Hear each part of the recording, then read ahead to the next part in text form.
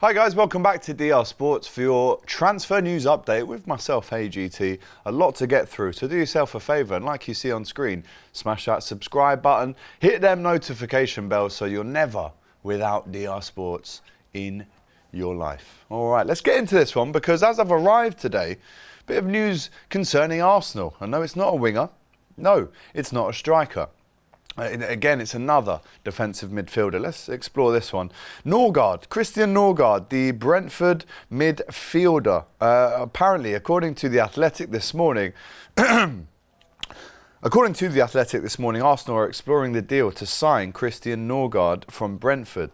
The Arsenal propose for the 31-year-old midfielder. It's an £11 million bid. They're awaiting Brentford's reply. The Denmark international is contracted, though, until June 2027, but he's keen, right? And this is a valid option amid the potential exit of Thomas Partey. Now, when I look a little bit deeper, I think on the surface, yeah, decent signing, good player, got a few assists in the Premier League last year, very tidy, rarely gives the ball away.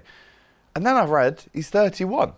Now, Arsenal fans, is this a replacement for Thomas Partey? Is this to almost cover and paper over those cracks when Thomas Partey leaves?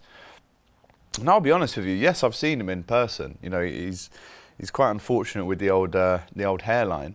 But 31-year-old, 11 mil.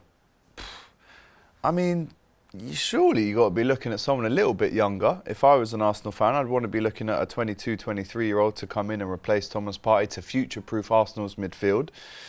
But how do you explore this? Arsenal fans, I'm asking you in the chat right now. Christian Norgaard, is that a needle mover? Is it just someone to come in and almost be a utility player, a bench player? And for 11 million, fairly low risk, you know, very similar to Federico Chiesa. Liverpool bought him for 12 million, low risk, wins the Premier League. But definitely he is not 31 years old. And actually, Arsenal fans, does this frustrate you, this signing? I'm going to ask that question because we've seen Kepa agree terms, you know, obviously Zubimendi as well. We're still waiting for those guys to become officially Arsenal players, holding up the shirts and whatnot. But a 31-year-old midfielder from Brentford, sensible business, I suppose. But obviously, this is nowhere near the end or the start for Arsenal. They need many more signings, and I would say the two priorities have to now be a left winger and a striker. And you'd assume, wouldn't you? You'd assume that those players will be coming through the door. But I'm a bit mixed on this one, just because of the age. 31. I'm 31. You know, not that's got anything to do with it. But I would have thought that they'd be looking at a younger option. Yes, you've got Zubimendi, and maybe this is just, you know, Thomas Partey's leaving, so let's get this midfielder in to cover over the cracks. But £11 million for the 31-year-old midfielder from Brentford, who actually received, let me just check it. Oh no, Christian Norgaard, what am I on about? I'm thinking of Damsgaard. Christian Norgaard, yeah, he's decent. Scored 5 goals, got 4 assists this season for Brentford. It's about a 1 in 3 record. You know, Arsenal have sent the offer through to Brentford for the Danish midfielder. I didn't realise he was 31. I thought he was younger. I got mixed up there from Damgaard to Norgaard. So excuse me, right? But again, with that 2-year deal on the contract, Thomas Frank has now left. This might be the start of a mass exodus at Brentford.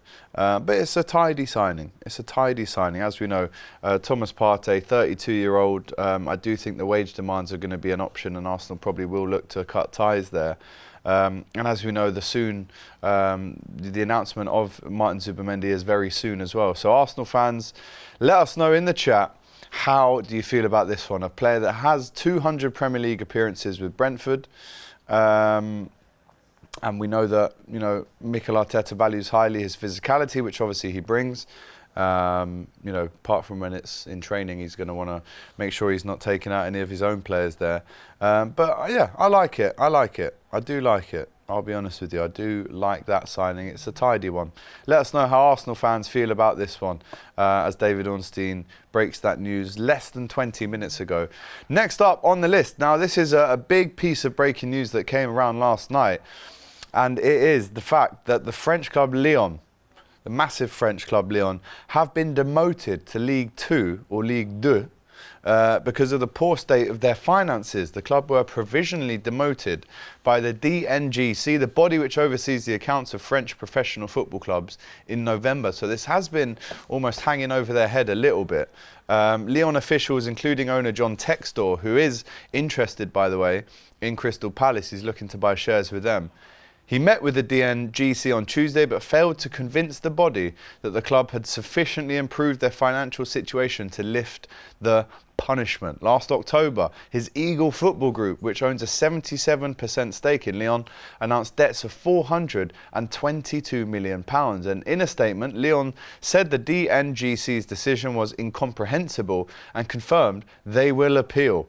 Lyon's relegation could prove significant to Crystal Palace's hopes of playing in the Europa League next season. Now, isn't it funny how, Lyon and, French teams can go all these years with accruing debts, but Manchester United and the Glazers, they're in over $1 billion of debt, but they can carry on just fine. So I do feel for Lyon. And don't forget, they did play against Manchester United. They were 4-2 up at Old Trafford and famously lost the game 5-4. So, Crystal Palace fans, do you view this as a big issue, a big red flag for John Textor taking over, or at least buying, I think it's a 33% in Crystal Palace to allow them to play in the Europa League next season? And Lyon, I mean, my heart goes out to them. This is a massive French team who, have great tradition and history, and now they will be playing in League 2, or League 2, as I should say. And actually, Manchester United fans Man City fans who have just paid 40 million for Ryan Cherki, you probably could have got him for about 4 million or 5 million 2 weeks later. So, listen, it's very unfortunate for the French team, but according to DNGC, their debts cannot go on any longer, and now they've had the punishment. They will be in League 2 next season. So let us know how you think about that one. Staying in Europe, let's go to Italy and Turin. Juventus are expected to hold further talks with Manchester United midfielder Jadon Sancho today over a deal for the winger. The clubs are believed to have scheduled a video call, whether that's FaceTime, Zoom, StreamYard, it's up to them, to discuss a potential transfer for the winger. We do know as well that Napoli were floating around, having a little flirt with Sancho, but Juventus want to beat Napoli to his signature. And if I'm really honest with you, yeah, I can see it. I can see Jadon Sancho at Juventus. And don't forget, they have just sold Timothy Weah to the Premier League team Newcastle, right? Or was it? No, it was Newcastle. Or was it Southampton? Weah to the Premier League. I did this yesterday. So yeah, it was Nottingham Forest. Timothy Weah will be there. So obviously, they need a replacement with him going out of the door, and they could manage to get Sancho on a cut price deal if he is to go to Italy. So how much would that be? Would it be a loan deal? I assume it would be. But at the same time, Manchester United probably take 25 mil for his signature as well. I do think we covered this on Good Deal, Bad Deal very recently. So yeah, they'll be having a video call today to discuss a potential transfer for the winger. A decent place for him to re-kick on, restart, reset, go again in his career. He's had so many stop and start moments, Jadon Sancho. And hopefully for him, he goes to Italy, gets himself out of the limelight in this country, and actually focuses on becoming a top European winger once more. So big up to him. Juventus looking to hold chats. How does that make you feel as a Manchester United fan as well? Another one staying in Italy for sure. It's now confirmed that Luka Modric will sign in as a new AC Milan player after the Club World Cup. The verbal agreement is done and sealed, with the medical to follow in July.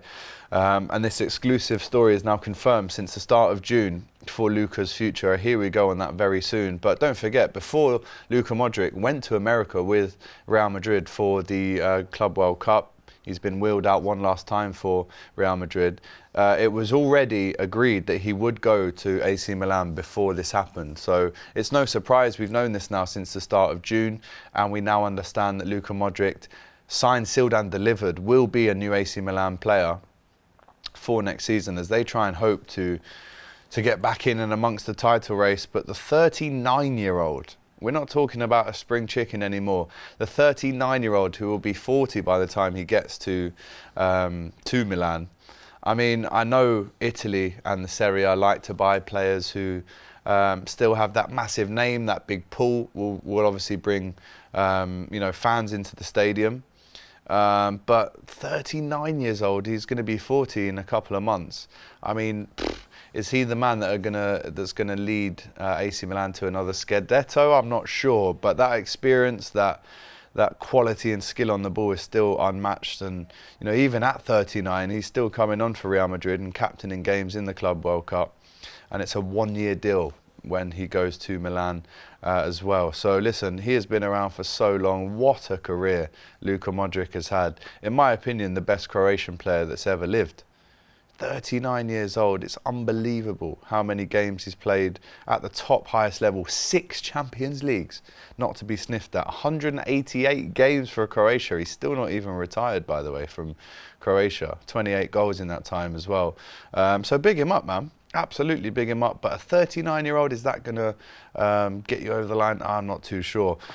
Going further than Europe, we'll go to Santos now, and they've confirmed that Neymar has signed a new contract at his boyhood club, with the new deal running to the end of 2025.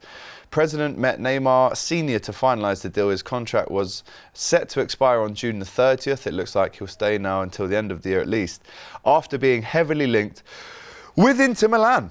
Inter Miami, of course he is. To maybe link up again with Lionel Messi, but let's not forget he's getting on now as well, as is Neymar. So as the contracts get signed, it seems less and less likely. Do you know what I'd love to see?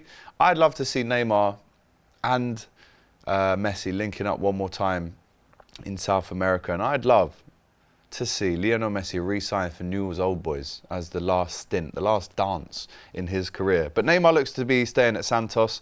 We spoke about Neymar yesterday on the most shocking transfers video ever. That will be out today as well, so look forward to that. So please make sure you smash that like button, get your comments in, and don't forget, myself and James B and Laurie will be back live at 5 on DR Sports to give you another transfer update, as if this wasn't enough already.